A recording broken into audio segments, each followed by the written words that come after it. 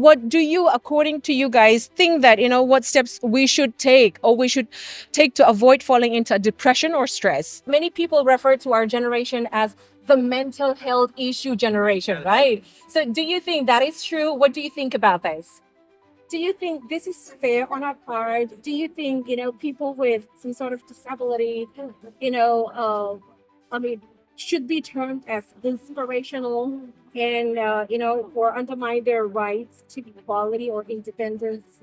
Welcome back to Vocally Unfiltered, where real conversations finally get the space they deserve.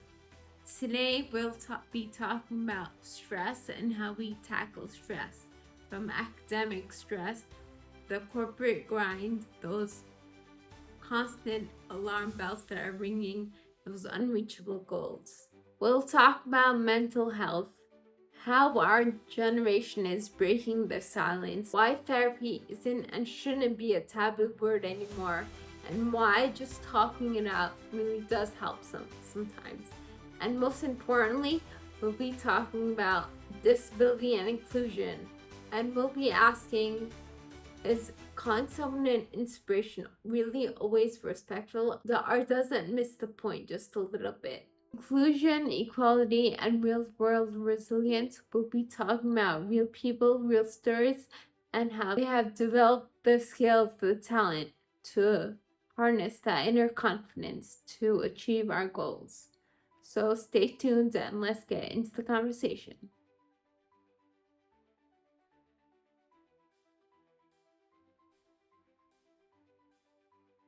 What do you, according to you guys, think that, what steps we should take or we should take to avoid falling into depression or stress? I think like for me personally, it always helps me to like talk to someone. Mm-hmm. Like it's usually these guys that I call like if I'm overwhelmed about something. Mm-hmm. So I kind of just like rant about it. So it doesn't become like a bigger issue than it has to be. Mm-hmm. So that's me personally.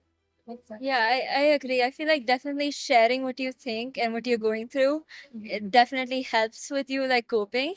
So yeah, sharing is like a big thing that I do personally if I'm going through something. That's awesome. So have you ever felt the need to reach out to a clinical therapist, or if we know or see someone going through this kind of stress or depression, do you think they should reach out to a clinical therapist or someone who is an expert of this kind of stuff? So I think I might be biased because my mom is a clinical therapist. Awesome. But I personally find that my friends are way more useful because they actually understand your perspective. But obviously, if it's a more serious case, then it's obviously best to leave it to the experts. I totally agree with what she said. I feel like we need to seek help when it's required. So Mhm. definitely a good thing. But like I personally have never felt the need to. But yeah. I feel like it's impossible to completely avoid all of it based on the current times we live in and based on us being human itself. But we can always try to lessen the impact of it by like having different ways of coping with it, having healthy coping mechanisms. But do you think someone should seek out for a professional help? Like maybe a clinical therapist or someone who is, expert in this kind of, areas. Do you think someone should reach out to someone? Have the opportunity to. I mean, I feel like most people like therapy is quite expensive and it's not as accessible to most, but if they can, they should. But even just talking to someone who you trust, that can also help. So you guys, you mentioned healthy coping mechanisms. What are yours? All three of you. For me, I feel like spending time with people who I vibe with and art. Even like just recharging, listening to music, journaling. Um, um, I'm not sure. I'm not sure what healthy coping mechanisms are yet, but I'm working on it with my therapist. All right. Basically talk things out whenever necessary. Uh, yeah, share with your friends, family, and if not with friends and family, then strangers. Because you know, just a hack. Go to a metro, like any metro station, and somebody is sitting beside you, and then just ask them, okay, who are you, where are you from, and all that questions, and then just give them your problems. okay, this is what happening in my life. I've done that myself, and it's a great hack, and it's a good thing actually when things are very overpowering you. It's really good.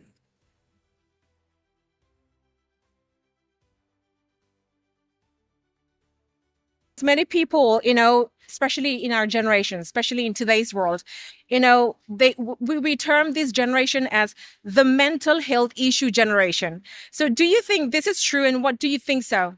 I don't think we're the mental health generation. I think it's just like less stigmatized to talk about it. Mental health issues have always existed. They were just not acknowledged. So just because we're taking the time to acknowledge it doesn't mean that we're different. Because teenagers like across the time have always been like the same. But we're just like speak about it more now. And I think that's a good thing because it's very important to verbalize how you feel and what you feel. Yeah, because in this generation, we actually started addressing the issues and started talking about it. And hence, I guess we got the name. But it's very important to discuss. And I generally think mental issues have existed throughout time, as she said. And it's just like very stigmatized and nobody has talked about it. And then we started doing it, hence the name, I guess. I think it's just people's perspective. Like some people do come out with their feelings and some people don't.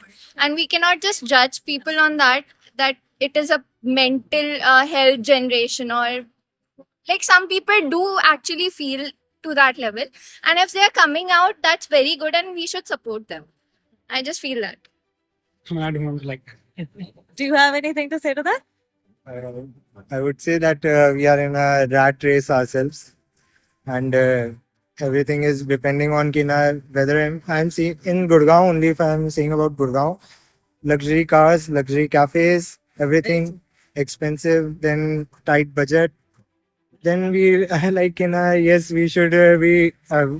What should I do? My salary is low, etc., etc. In a small town.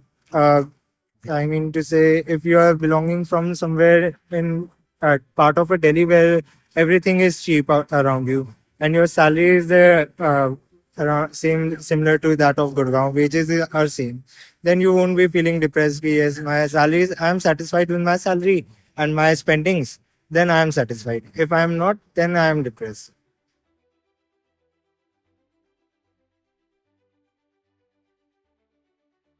Some people see people with disabilities as inspirational if they overcome their struggles. So, does this belief justify what they're going through? Do you think this is fair to term, disability or people with, physical challenged to be termed as inspirational?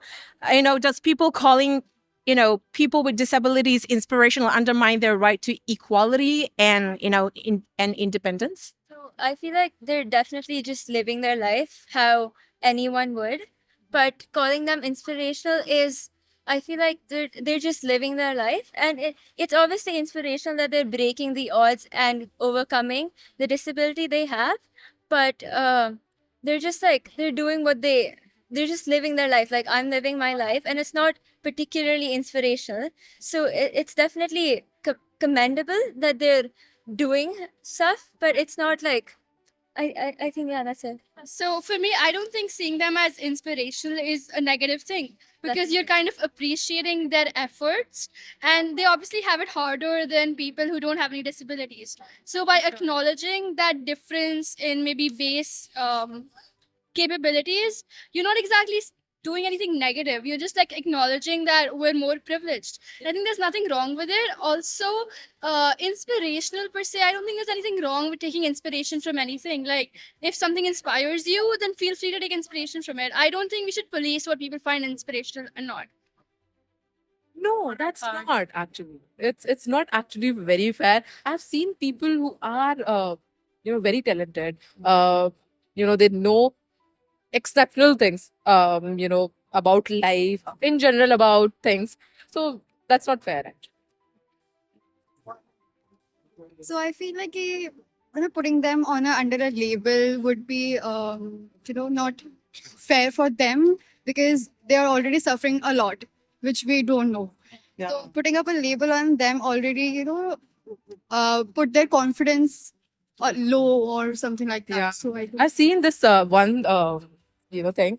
in Samarana this India Got Later, there was this guy who killed the show, and I think that he won. I guess I don't remember, but I mean, see, you know, He was blind. yeah, he was blind. And he was genius actually. At his skill. So yeah, it doesn't matter.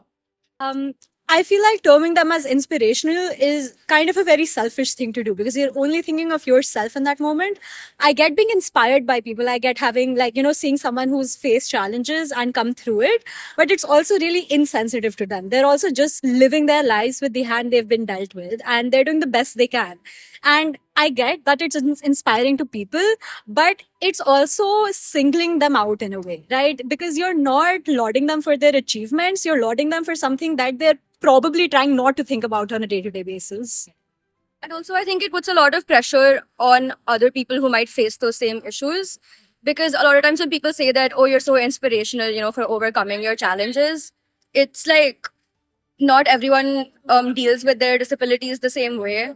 And if someone says that, like, it can all, like, I've seen it with, like, my parents, for example, they'll say that, like, oh, look at that person, they have, like, a disability and they're getting okay in life, they're getting through life. So I don't know why people are asking for handouts or, are asking for, like, so much help when there's other people who are getting through it. And I feel like that whole inspirational thing creates a lot of pressure for a community that might be facing a challenge.